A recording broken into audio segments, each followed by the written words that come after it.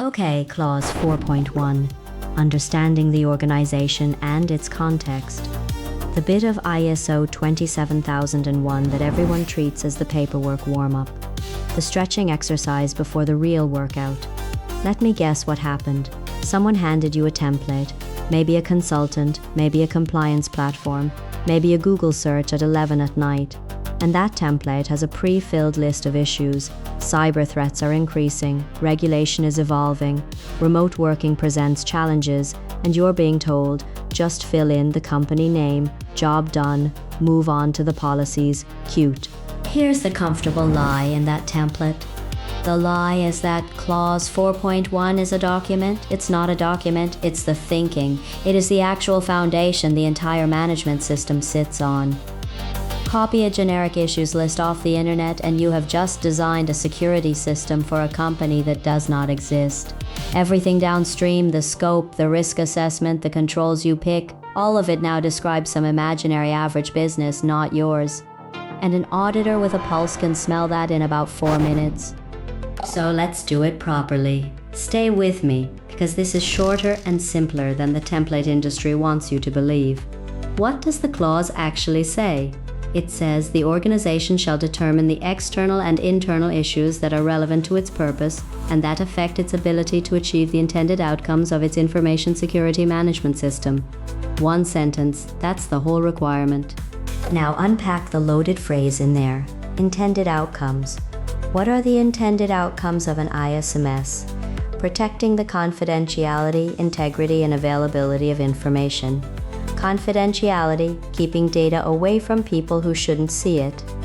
Integrity, making sure it isn't corrupted or tampered with. Availability, making sure it's there when you need it.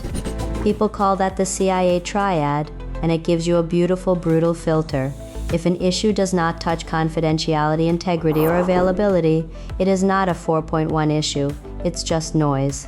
Brexit affects your business? Lovely. Does it change how you protect information? If yes, in it goes with the reason written down. If no, bin it. The filter is the work. And one more thing the 2022 version of the standard makes explicit. This clause exists to establish the context for your risk management. That's an idea borrowed from ISO 31000, the risk management standard. Translation: 4.1 is not decoration. It is the raw material your risk assessment is built from. Remember that, because we're coming back to it. Right. External issues. What's actually on the list for a real company? Take a small SaaS business, 15 people, 1 product, customer data in the cloud, our running example. Legal and regulatory UK GDPR and the Data Protection Act. If you hold personal data, and you do, that's an external issue with teeth. Sector rules too. Selling into finance or health, there's a whole extra layer of expectation sitting on top.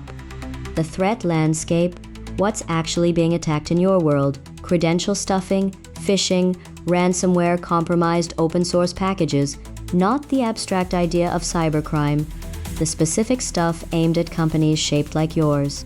Customer expectations. This one's massive for our SaaS company. Enterprise buyers sending security questionnaires, contracts with security clauses in them. Half the reason you're doing this certification at all. Write it down. It's context, supply chain, and cloud. You run on a cloud provider. You depend on payment processors, email tools, a dozen third-party services. Their failures become your failures. Their breaches become your breaches. External issue. Then market pressure and technology change, competitors shipping faster, new tech like AI tooling landing in your stack whether you invited it or not.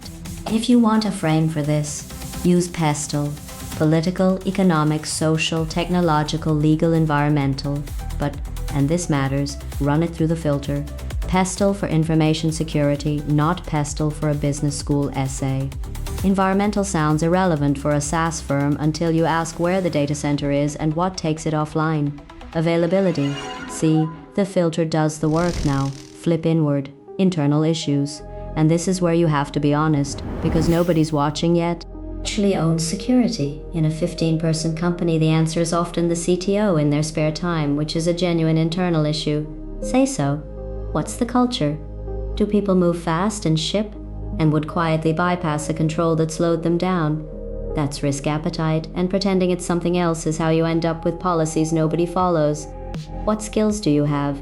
Any security expertise in-house? Or is it all learned from blog posts? What systems and data flows exist? Where does customer data actually live and travel? How do you build and ship?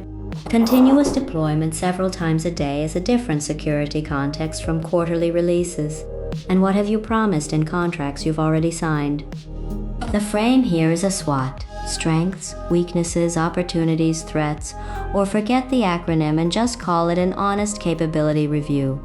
Small team, so tiny attack surface and fast decisions. Strength: no dedicated security person and no formal joiner leaver process. Weakness: write down the real ones. The auditor is not marking you down for having weaknesses. Every company has weaknesses. They're checking whether you know your own. So how do you comply without producing box-ticking rubbish? 4 moves. 1. Get the right people in a room for an afternoon and actually think. Founders, tech lead, whoever runs operations.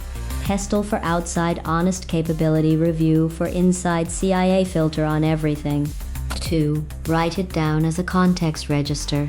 Simple table, the issue, external or internal, why it's relevant, to confidentiality, integrity or availability, and the potential impact.